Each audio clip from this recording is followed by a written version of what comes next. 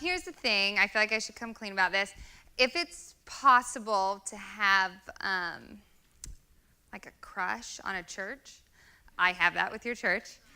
And I love your church. And then, but it sort of sets up this weird thing where I feel like I know you because I've like listened to your podcast and followed you and I pray for you. And so then I get here and I'm like, oh my gosh, hi. And you guys are like, who is that?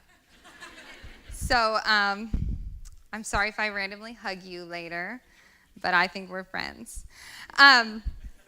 I'm really excited to be here. I have visited before, and I just love the way that you guys are open to what the Spirit's doing.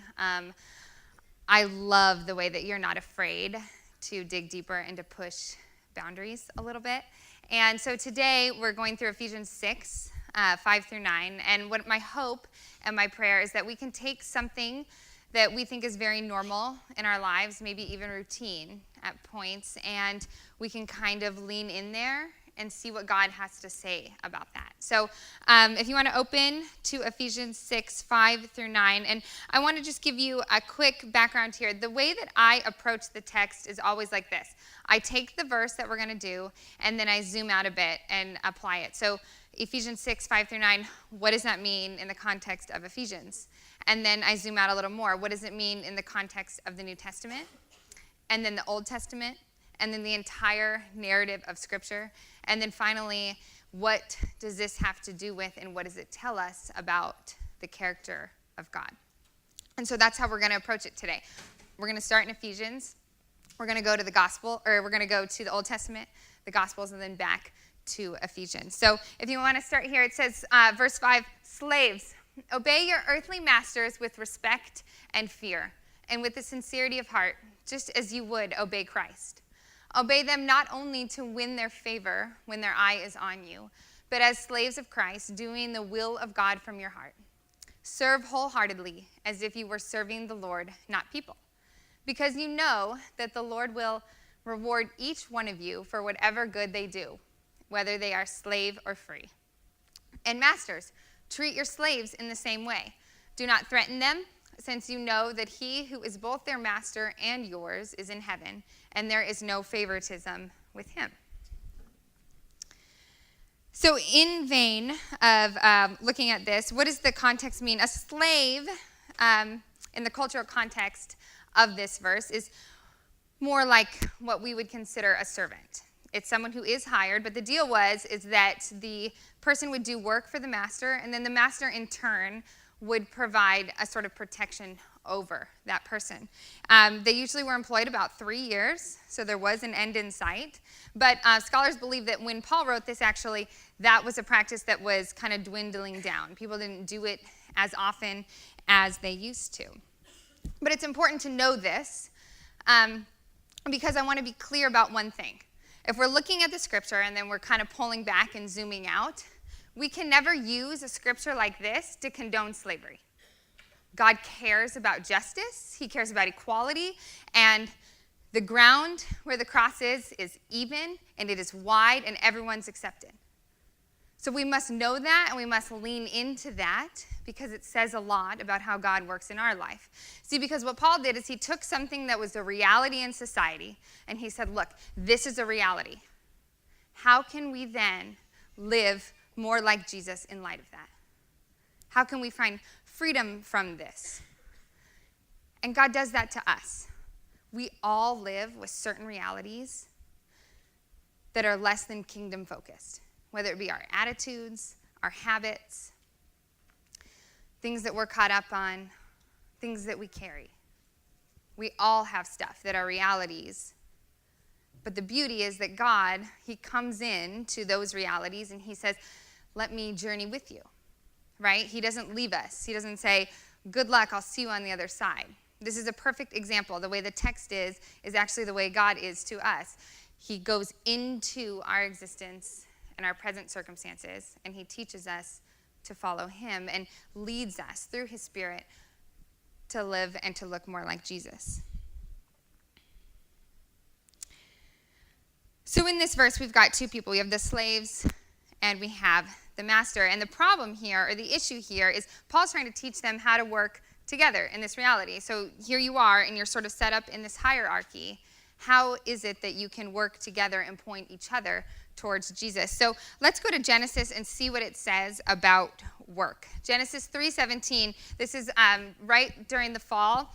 And he says, to Adam, God said, because you listened to your wife and ate fruit from the tree about which I commanded you, you must not eat from it. Cursed is the ground because of you.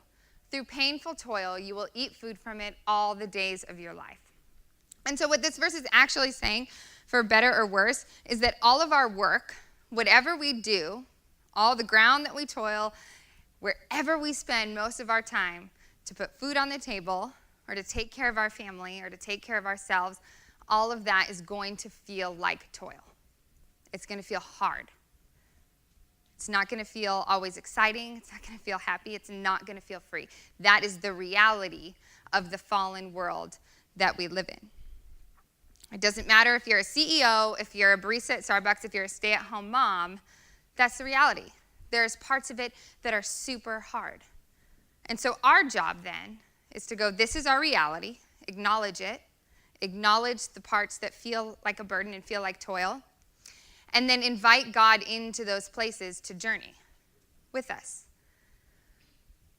When I say that, even though I'm saying it, I sort of cringe a bit, because to me, when someone just says, well, just invite God into that, I sort of feel like that's really nebulous, right? It feels like something you would crochet on a pillow, like, Jesus, welcome here.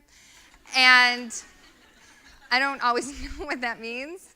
I have invited God a lot and felt like, well, that didn't work. So I'm obviously missing something, right? And so let's find something tangible. What does it mean to invite God into our work so that it no longer just feels like this endless toil? How do we do that?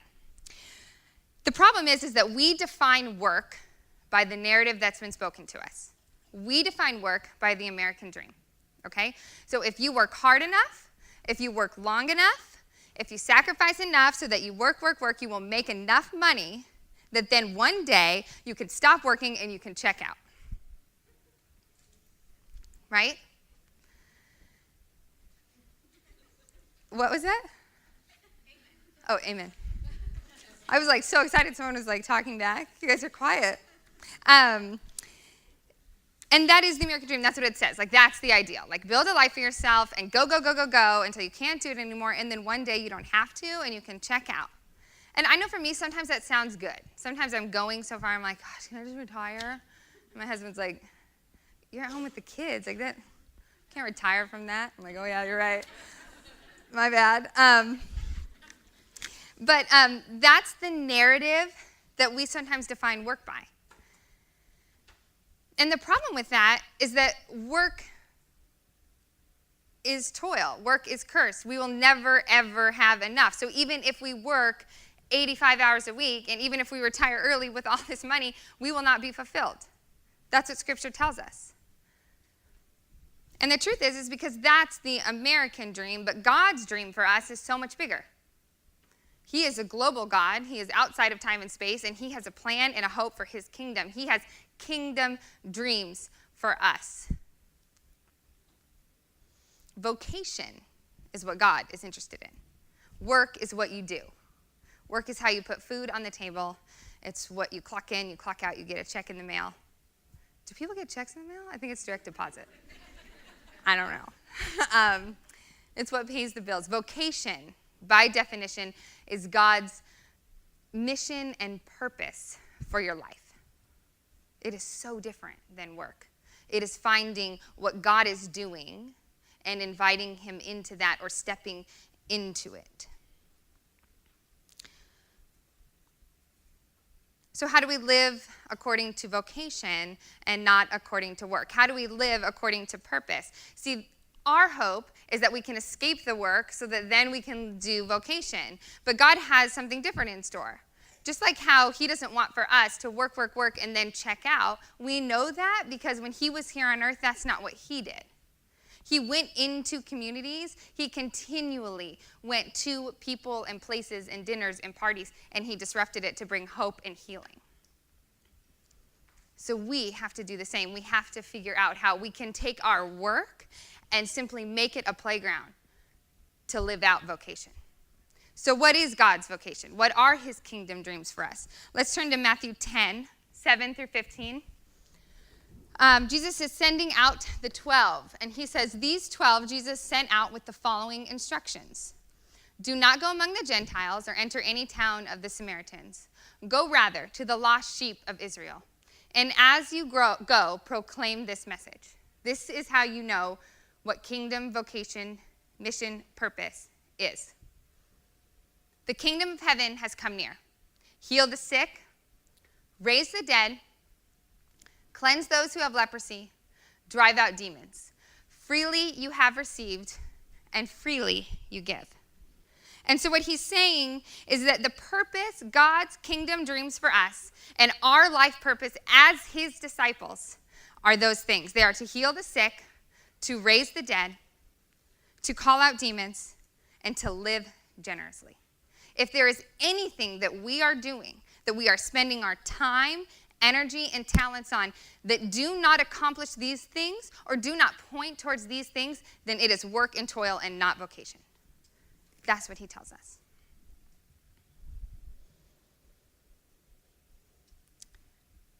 We had this journey in life. If some of you have followed, you'll know. We moved to Colorado a few years back, and it was really rough. We just had, we got there with these dreams to,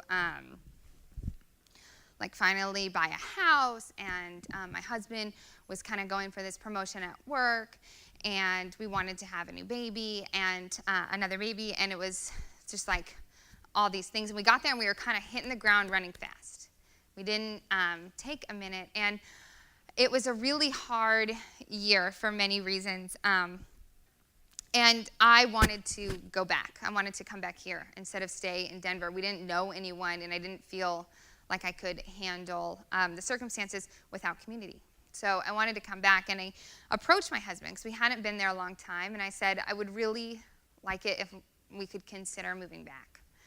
And my husband said, you know what, I just started back over at work, and I'm really close to getting this promotion, 2 to 3 years out, and I want to go for it. I want to do that.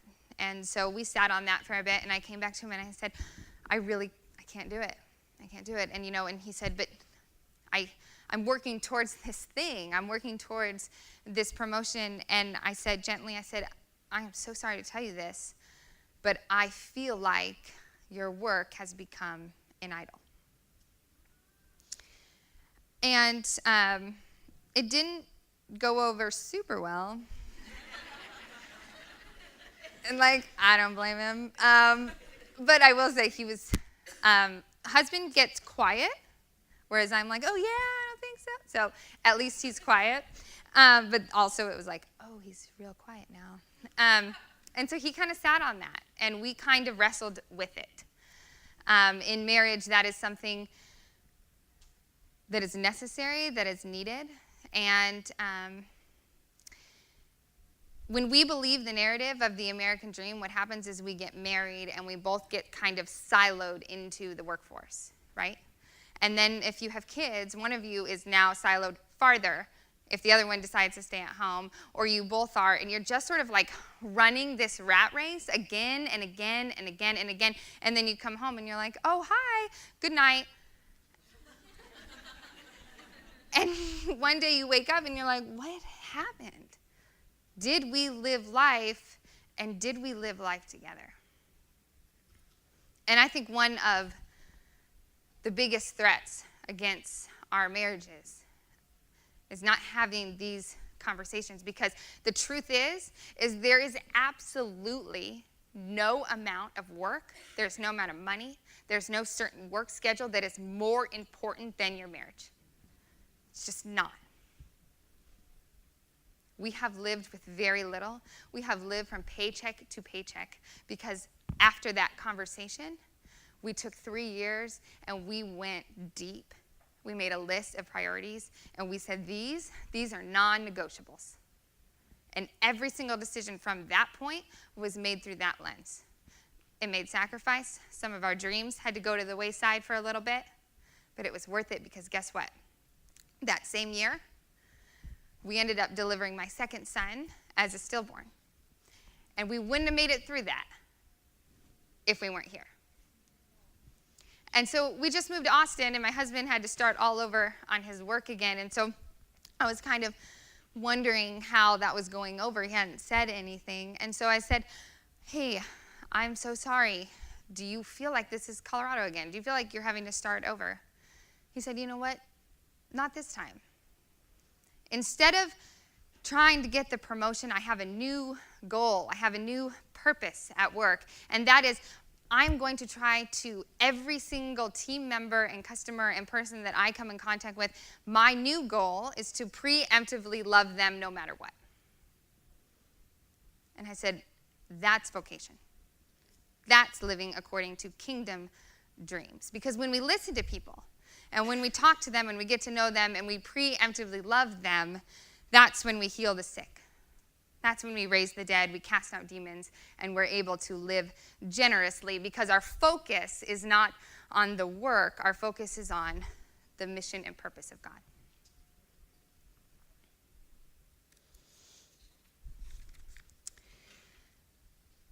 So if we go back to Ephesians, okay, we have the slave and the master. And we read this and we think that the slave is the one in bondage, and yes, he is. But the irony of the whole story is that they both are. The master is in just as much bondage as the slave is. They are both stuck in this work cycle, this rat race, and they can't get out. And so Paul is saying, hey, you're here. Let's figure out your mission and purpose to each other so that you can find freedom. You don't have to be on this wheel. And so he gives these instructions to both of them. He says, you live obediently, you give respect, you serve willingly, you give grace and kindness to each other at every turn. And we see that the reason why he gives each of those people that instruction is because both of those people want to be set free from the rat race. But the only way that God sets us free is when we set others free. It's the only way. The American dream tells us it's about you, it's about me, it's about I, individual, silo lifestyle. How can I get ahead? But God's kingdom says the only way to get out of that is to invite others in, is to bring kingdom purposes to your place of work. But more importantly than that, the reason that God cares so much that we aren't in this rat race of work and toil is because, do you know what happens when we only count on the work and achieving and getting ahead? Is that we start to believe something about ourselves that's not true, because that will never fulfill us, that will never be enough, and we start believing that we will never be enough. Paul's message to the slave and the master is like, hey, look, this may be your earthly identity right here, but we're leveling the playing field. I am here to tell you how you can help each other see God, because slave and master, those are your earthly titles. Those are not the identity that I have given you.